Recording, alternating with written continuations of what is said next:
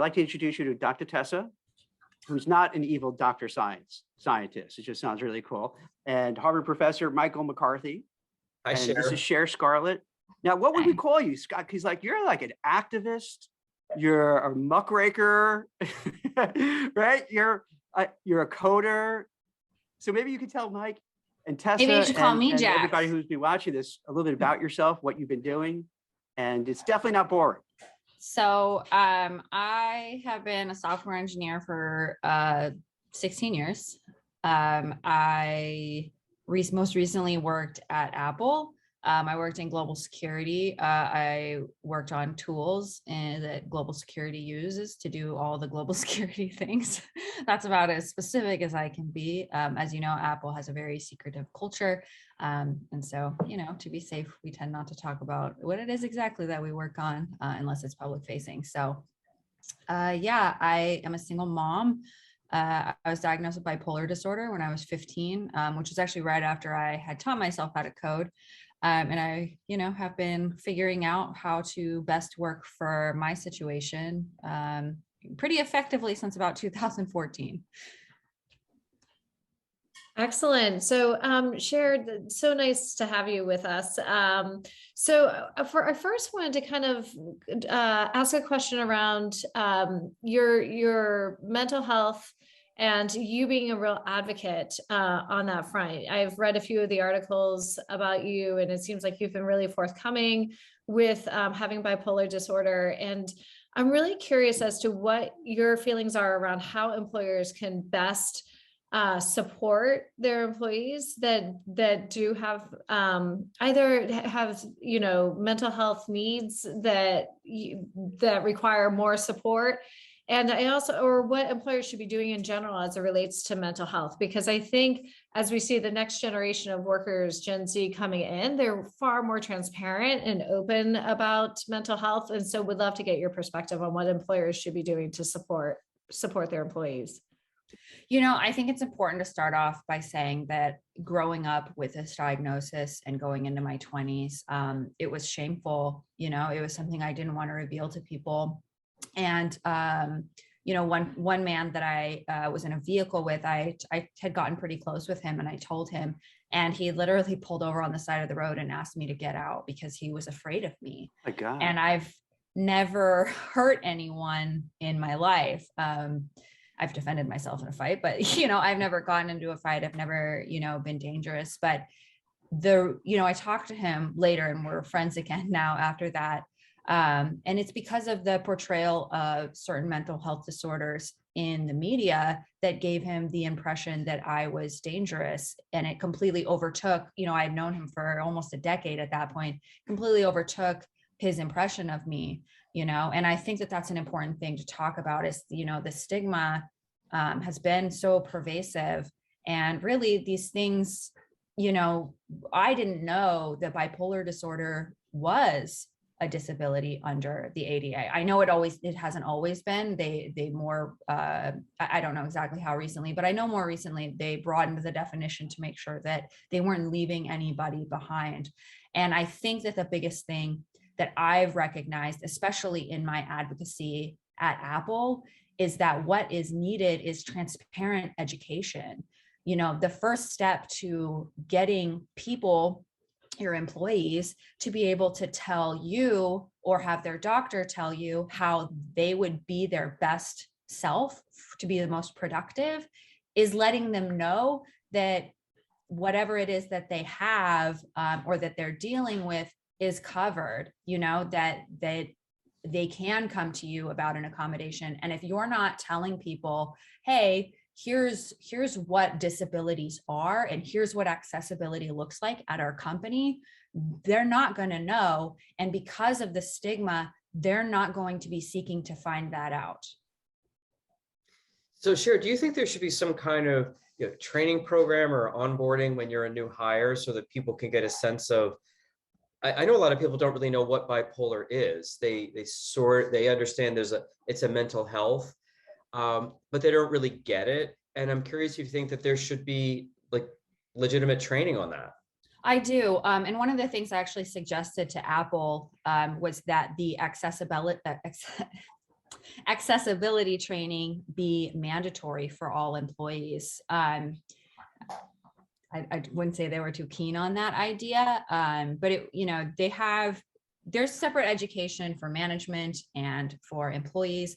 There's half of it that's helping other people who don't have these issues learn how to speak respectfully to people who do, or to handle these situations respectfully when these things come up. But there's also the other side of it, like I was just mentioning. If I had read accessibility training and discovered, long ago, before I learned in 2014 that bipolar disorder was covered under the ADA. If I had, had training on that, and been made aware of those laws, which I didn't even know existed for a long time, I would have been able to say like, hey, maybe these periods of time where I'm really struggling to be productive and I'm making up reasons why I can't come into the office or why I can't come to work, maybe it's because I need, for at least part of the time, to be working from home.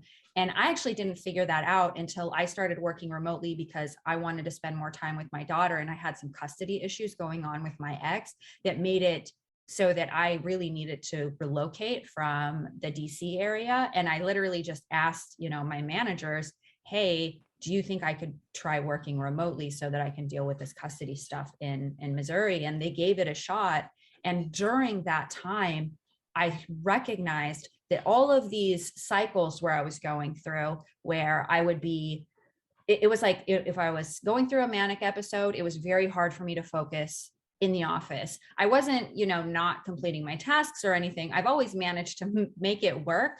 But the bigger thing was during my depression, when I was struggling to get into the office, I was like working from my bed, because I could just put my laptop up and code. I didn't have to worry about, showering and all of these things that when you are in a deep depressive episode, and for some other people, like it's other reasons, is, anxiety, whatever. When I removed that barrier, suddenly I could just go straight to being a productive employee. And those periods started to more or less disappear.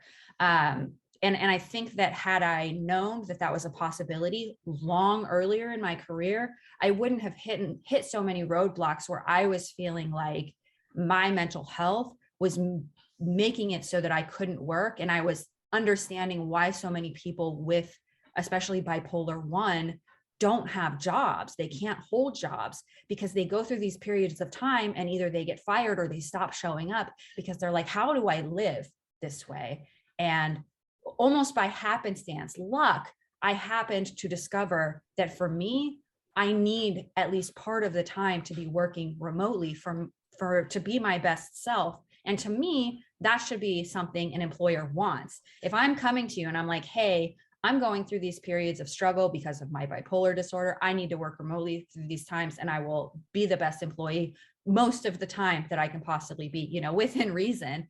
They should be thrilled that I know that much about myself, that's something I can offer. And so for some employers to come back and be like, oh no, well, you need to be in the office, so we're not going to offer you that accommodation. You have to either find a different job or whatever. That to me is appalling. It's almost like you don't trust that I know, sorry, that I know my Yeah, we all health. have. We heard the barking before on my side, on Mike's side. Yeah, so it's all good. Hey, Tessa, I'm sorry, Cher. And that's what happened with Apple, right? Because they wanted everyone to go back into the office. Mm-hmm. And you were saying, wait a minute, this is not fair. Number one, I don't live within the vicinity to go into the office.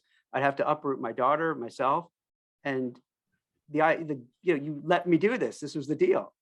What's interesting is that I was actually on a distributed team. So I didn't have to actually worry about those things for myself, but I talked about those things because there were other employees who were coming to me, and saying like, hey, I'm bipolar, or, I have severe ADHD, other mental health issues. I work so much better at home, or, you know, I moved during the pandemic to be close to a family who was, you know, having physical health issues because of COVID, or financially, you know, my partner lost their job because of COVID and we can't afford to move, you know, closer. There was all these things that were not about personal preference, that were about needs. And that's why I started sharing my story in regards to Apple's remote work policy. And interestingly enough, you know, I caused a lot of confusion within my leadership and sort of my individual sort of, you know, they try to break up concerns to being, what's your individual issue? How do we deal with it? And so there was a lot of confusion about, you know, like, you're already permanently remote. You don't need to worry about this stuff. And I'm like, I'm trying to tell you that I know that. And I think that everybody else that, you know, needs to work from home at least, you know, part of the time or what have you, within the scope of what they know is them doing their best work. They need that too. And especially for the other people who were doing the same work that I was doing, I really struggled with the idea that I have this accommodation, even though I'm not being granted it under the ADA. Like, for me, it's like, I'm being able to do my best work because of this. I want everybody else to have that same opportunity. And it almost felt like if they aren't going to have that opportunity, I don't want it either. I would rather go somewhere else that's going to treat everybody equitably. So you bring up an interesting perspective that this could be viewed positively. Like, we could have more productive people. They could have a more consistency, more reliability if we allow people to, you know, work where they need to based on what's going on that day for them. And I'm curious, you know, the one thing that employers always go a little crazy about is, you know, out of sight, out of mind. And, oh, if you're not in the office, I can't, you know, peek over your shoulder and make sure you're working. So what would you be willing to do as an accommodation back to the employer so that they could see that you are being productive? And I know a lot of people don't like the spyware and stuff, but is there something that you would be comfortable with where they could just be assured that, okay, yep, Cher's working, we're good? Anything that you would be willing to have them to be able to not necessarily monitor, but I totally get what you're getting at. And I actually think that we kind of have done that, not on purpose, but because of the pandemic. Honestly, the pandemic for me was so bittersweet because, you know, having the health issues that I do and the life circumstances as a single parent, the way that things became more accessible to me over the past 2 years was life-changing. And I know that, like, so many people have suffered. I've lost people I've lost people close to me in the pandemic as well. And I wouldn't wish that sickness upon anyone.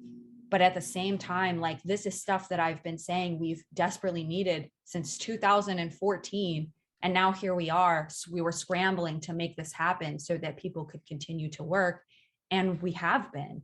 You know, we've shown that many people are much more productive at home. And I don't believe in the idea of butts in seats is a good indicator of productivity. I think that the outcome is what monitors that productivity. And I don't think that there's any difference between what people were doing previously and what people are doing now that shows that they're being productive. I worked a job a very long time ago when I was pregnant for a couple of months in an office building. And it was a company that did drop shipping of like big equipment for construction. And there was only myself, another woman, and the CEO, as it were, that worked at this company. And he never had anything to do. And so he basically would start monitoring our computers all of the time. And as any normal human being that spends 8 hours or 9 hours, in our case, because we didn't have paid lunch, all day somewhere, we are not working the entire time. We're probably working for a total of 8 out of the 9 hours, perhaps even 8.5, hours. But sometimes, what might we do? We might check our bank account. We might check to see if somebody sent us an email. There are things we do in the day to break it up that are completely normal. And one of the times when I was checking my bank account, he called me in, and because at this point I didn't know that he monitored my screens from time to time, and he was concerned about how little money I had. I was a single mom making, barely over minimum wage in Missouri, or I wasn't a mom yet, but I was pregnant, making barely over minimum wage in St. Louis. And I was like, this is very invasive, I don't believe you should be monitoring my screen at all. If you don't think I'm doing my work, then you need to find someone else. And, he didn't have any real, he didn't have any issue with the work I did. He didn't have any issue with the work output. He just was bored and wanted to check and see what I was doing. And that to me is a micromanagement, authoritarian environment that we have been essentially moving away from, at least over the past decade for me, that I've gotten to a point where I feel like. Wait, if you say he's worried that you don't have enough money, the simple answer, he could have given you a raise. I was hoping for a different turn of that story where we could say, oh, okay, so he was going to offer me more money or kind of a bonus for the holidays to get me through. No, he said that I should take financial literacy classes. It's like, why don't I hand over you what it's like making $7 an hour? Yeah, thanks, boss. Yeah. It's one of those things. How I took $7 and now I'm a multi-millionaire, right? Yeah, sure. That works. Funny anecdote. Right. I actually met him and got this job because I was cleaning his house prior to that. And I mean, I was essentially homeless for a couple of months, and that's how I met him. And he was like, oh, he's like, you should be doing, you sound very intelligent. You should be doing much better work. Come work for me. I'll pay you more. What do you get paid? $5.15 an hour. I'll give you $7. Great. Okay. But hey, Cher, can I say this? I always thought that the tech companies were much more progressive. So naively, I would think that they would do all these things on their own behalf to say, hey, let's make sure we're taking care of people with mental health issues. Let's take care of what have you. But I guess that's not really the case. I think wasn't the case pre-pandemic. I think it is in a lot of ways. And I think it's hard to see because some of the biggest companies are being a little more reluctant to offer this. But for me, I can tell you the difference between me looking for remote work in 2016 and now is it's monumental. Like I maybe could find like 15 things that I would apply for back then. And, maybe interview at 5 of them or something, because that's a good, ratio. I usually get picked to interview now, but at the point I interviewed at 50 places that all were open to remote. I wasn't interested in working at all of them. I was trying to gather some research information, but there's more popping up in my inbox, and recruiters of companies I've never heard of that are still paying incredibly competitively that are coming to me saying like, hey, we're open remote, we're open remote, we're open remote. So we're looking at like where I could only find, maybe a dozen or so to now I would assume what is hundreds based on the volume of recruiting emails that I get. So I wanted to pick up on a word that you said around transparency. So and kind of pivot a little bit, because it seems like you have been an advocate for transparency. I teach marketing, and I talk to the students a lot about how the information asymmetry between companies and consumers is those walls are coming down because consumers have access to more information and can really find out what companies are doing, especially like who's in their supply chain and all those types of things, and be able to, have consumer choice and make choices around the types of products they buy based on how the company operates.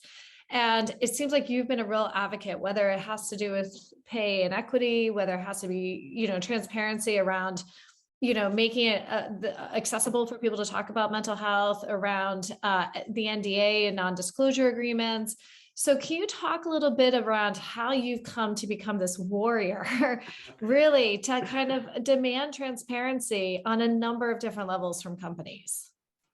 What's interesting to me is that I sort of got into tech with people assuming things about me that weren't true to the positive. I sound very educated, but I only have an education up to the 11th grade. I dropped out of high school, but people don't assume those things about me. They assume I'm college educated and I have a degree, and I never lied, but I definitely leaned on that. But really it's just because I read a lot. And when I started to see gatekeeping about things that, like, I was a sex worker once, because that's what I had to do to survive. I dropped out of high school, and I'm seeing all of this rhetoric about, CS degrees, and, a lot of it is very gendered. And I ended up being called out as this unicorn, as somebody, I think somebody said I had a master's degree in computer science. And I just had to cut in and be like, look, you think I'm this thing and I'm not. And actually I'm the thing that you're saying doesn't belong, and fine, if that doesn't belong, then I don't belong. And that was very, for a lot of the people who were on the other side of the gate, that sort of tore down that for them. It was jarring in a way, the beliefs that they had about me. And I realized in that moment of people kind of realizing in this raw authenticity that they were so wrong, that the reason that I was able to get in spite of, letting them believe these things about me, that I was a scholar or whatever, that I also was able to get in because I was so authentically myself that people could build a story, about me in their head and decide that they wanted me. And when I was honest about the things I didn't know, they took that to be confidence in my education level. And to me, that was the signal to me that the most important thing that we have is honesty. And that gives us so much power. And shortly after this, I had ordered something called a LexisNexis report. And I had my identity stolen many, many times because I am this very unlucky person who only has 4 different digits in my social security number. So it gets randomly selected by like SSN generators all the time. And I was trying to clean up my credit, and I knew about this LexisNexis thing because I had gotten declined for something. It said, contact them. And I am not kidding you. This information that they sent me, this thing was like this thick, because I am somebody who orders a lot online because I have mental health problems. So I don't go out a lot. And they had everything about me. It was a disturbing level, people who I had been roommates with, things that they bought online, things that we bought online together, just every single email address I had ever used since I was a teenager was in this enormous stack of documents. And I realized that there is so little forthcoming transparency about the data that is being collected on you and how it's being used. And the fact that as consumers, we get this idea that these companies, we're almost a little beholden to them. The customer is always right. But, in reality, I call and I try to get something fixed, and it is incredibly difficult to get anything on my terms, that as a consumer. But I realized that we have so much more power than they allow us to know.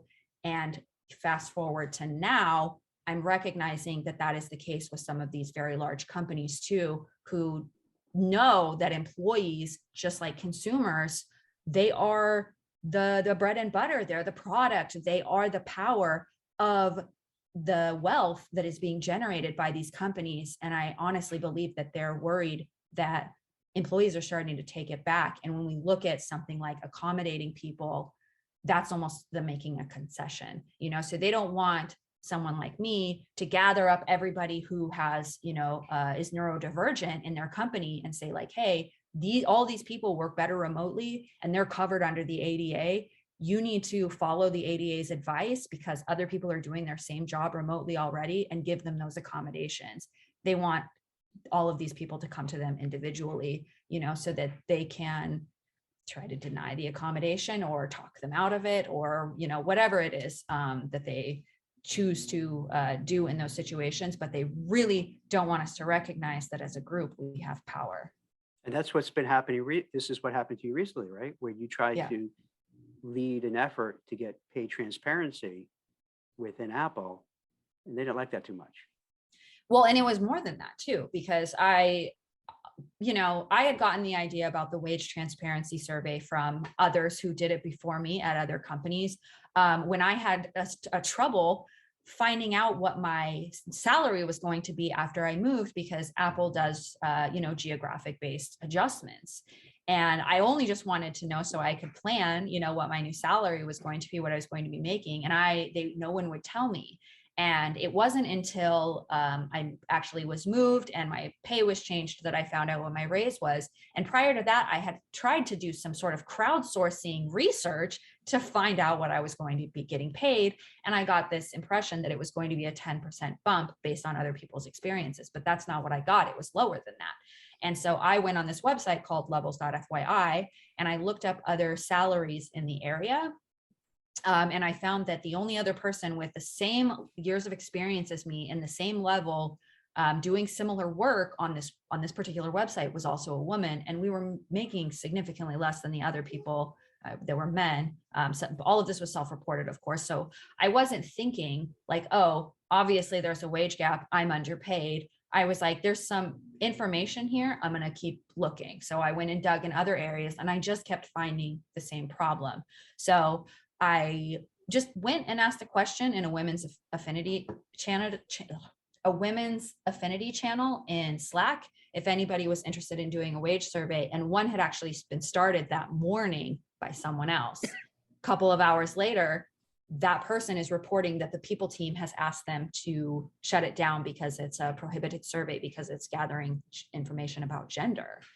And in my brain, I had just gone through all of this, labor law stuff, learning with the News of Blizzard, where I also was an employee learning about labor laws and stuff. And I had just read about the NLRA. And so I knew that they couldn't say that it was a prohibited survey because it was being gathered only by non-management amongst themselves.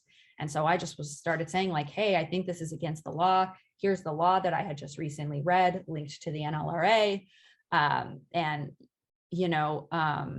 So they started working with the people team on a second one. And during that time, I got information that it wasn't the first time that it had happened, that people had tried to start a wage transparency survey in corporate, and it was shut down by the people team as a prohibited survey. And when I was told that the new one, which was without gender and, following their security concerns, was also shut down, even though they had done it the way that they had asked, I was like, well, I know the law. I didn't even care anymore about the whether or not there might be a pay equity issue. I'm like, if there is or there isn't, like that, you guys will have to deal with that no matter what. But this is our right as employees, and I am going to defend these other employees' rights, whatever reason they have for wanting this. I'm going to defend their rights, and I'm going to put up this wage transparency survey. And close to 3,000 people ended up participating in it. And whether or not the outcome was what we wanted, the reality is that we were able to do this wage transparency survey in spite of their best efforts to shut it down. And when somebody from the data team approached me and said like, hey, we've started actually looking at some of this data and the results are troubling. Again, we know this is self-reported, and that does give some heavier difficulty in looking at the results. But we also had a very large pool of data that we were able to kind of verify that the numbers that they were reporting in terms of diversity in the company and things that we knew, it pretty closely mirrored that. So we could safely say that this is a pretty good look at, what we think you should look at, but they wouldn't meet with us as a group. Not even just two of us. They would only meet with us one-on-one about our individual concerns. Cher, this might sound naive. And Mike Tess, I'm curious what you think. Why wouldn't they be more open about the compensation and salary? I mean, what would happen? What would go wrong if they did? I know that sounds very naive. The reason why is if they find an inequity, especially as it relates to gender, then that means they have to reconcile that, and that can be very expensive. And so do you think also be, now I've only heard of a few companies who have on their own taken upon themselves to do a full assessment to really audit the entire company and be super transparent about pay, and then basically it's like giving a lot of the women a 20% raise because on the average, that's how, that's the pay inequity is around 20-21%. How about Tessa? What about this too? I guess answering my own question, that could probably open the door for a lot of lawsuits, right? If let's say we find out women are paid significantly less, or a certain minority group is less, they're all gonna say, hey, sue, not only sue now, but for all back wages. So as I'm thinking about, right, then it's, But I so think they're kind of scared then, right, Cher? I mean, they're running Well, scared like, holy crap, that certainly, if you dig and deep, as Tessa pointed out, you know, it's not even, it's expensive to reconcile those wage differences. But I think that some of the more troubling data that kind of surfaced in the way that we were looking at it versus the way that Apple was presenting their diversity data is that a lot of the women are people of color, which isn't a bad thing, but it's a significantly lopsided, like 50-50 for people of color in Apple, and the data that we gathered was white versus non-white. But for the men, it was only like 15%. It was a significantly lower number. And when we started looking at the roles in that isolated data that was more, you know, racially accurate to what we, you know, see in our normal life, is that it was more lower levels with commensurate experience, you know, to men that were in higher levels, and support roles and retail roles. You know, these inequities were far beyond dollar differences. They were fundamental systemic issues in the way that in the work that was being done, how they're being promoted, what they're being hired in as at a level. You know, there were much deeper issues that we were surfacing and discussing, that none of which are addressed by, say, you know, Arjuna Capital comes in and they do a gender pay audit for Apple. They actually did it at Starbucks as well, right after they had announced they had 100% pay parity. And my managers and me were like, actually, we think that I'm being underpaid, and, you know, ended up getting an adjustment from Arjuna Capital's audit, but being told no for 6 months that my pay was not under, you know, I wasn't experiencing any inequity. Like, you know, so they are doing that work, but there's this other side that Arjuna is not capturing, you know, which is deeper inequities that are being hidden by the way that the company hires and promotes women and people of color, that appears to be different than it is for white men.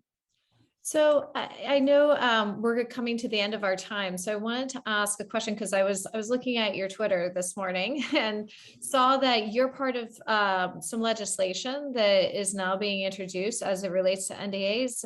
As we kind of end this podcast, can you talk a little bit about what your future work is and maybe this legislation that you're working on?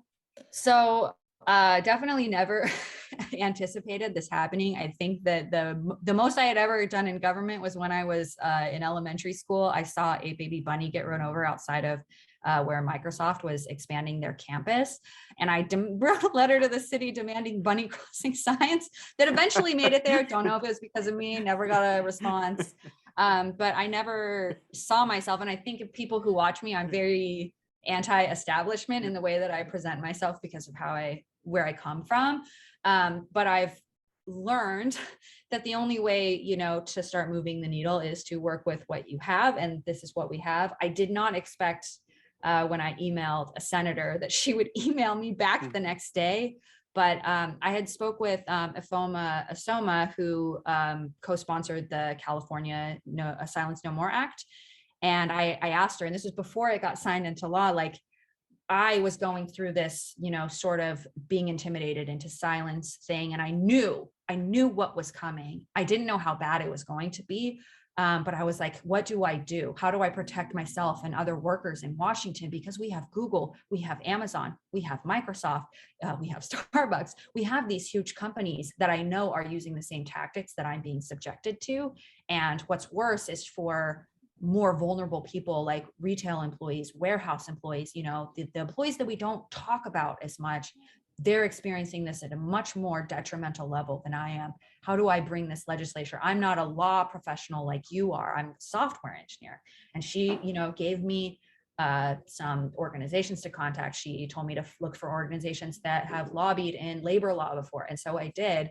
And, you know, the first person who emailed me back ended up being this senator, and I talked with her about this document that I received on October 15th, the one that I sent to the SEC and to NIA's partners, that I believed, that what I was looking at was, to me, should be illegal if it wasn't already, because it certainly felt unethical and wrong. And so I ended up getting connected, with a senator and now Representative Liz Berry, who confirmed that they would do this work. They had, Senator Kaiser had previously worked on a bill through Chelsea Glasson's advocacy around her not being able to file a complaint for pregnancy discrimination. So recently, that bill that extended the time in the state of Washington for people who are pregnant to file for pregnancy discrimination was enacted.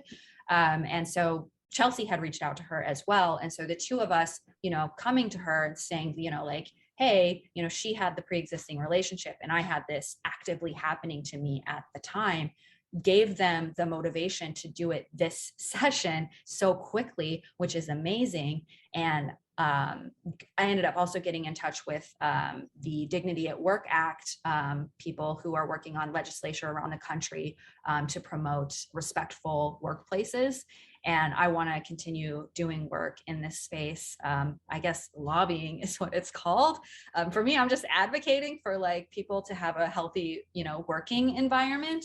But I guess that's what it is. And I want to continue to do that and push that work. I've been in touch with local lawmakers who have had issues with bullying in the workplace.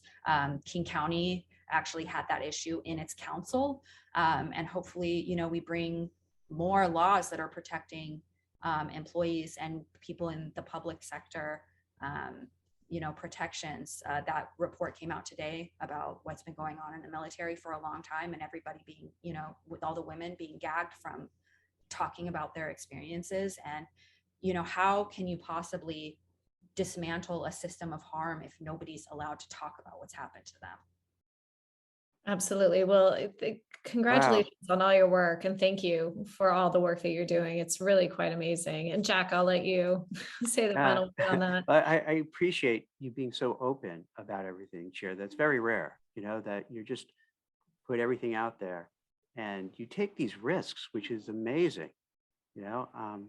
I got to tell you, I wouldn't. I'm a chicken, I guess. I would kind of keep quiet and go through it. So I applaud you. And I think we need more people like yourself who see injustice, see where companies are maybe not treating people the right way, and taking action, even if it means losing your job and your livelihood, and you go for it. And that's just remarkable.